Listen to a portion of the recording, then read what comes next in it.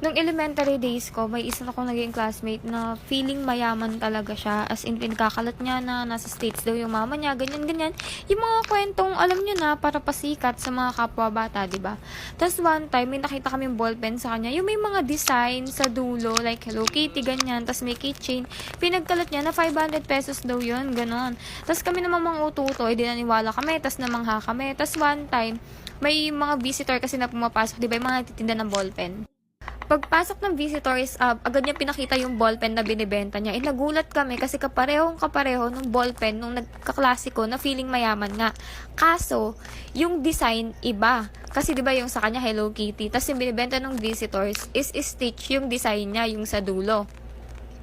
Tapos lahat kami bumili, as in lahat kami magkakaklase bumili maliban lang sa kanya. Pagkalabas ng visitors, bigla siyang tumayo. Sabi niya, fake lang yan, yung sa akin kasi Hello Kitty, kaya mas mahal, kaya 500 pesos siya. Sabi niya ganon.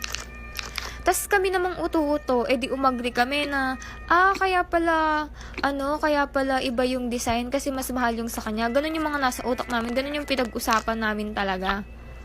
Paglipas ng isang linggo, meron na namang dumating na nagtitinda ng ballpen ng ganon. Tapos, iba na naman yung design. Hindi na siya Stitch.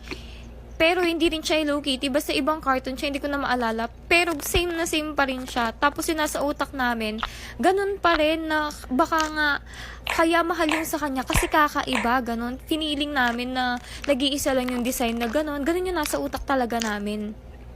Hanggang sa one time, nakita namin na yung teacher namin may ballpen na Hello Kitty. Kagaya ng sa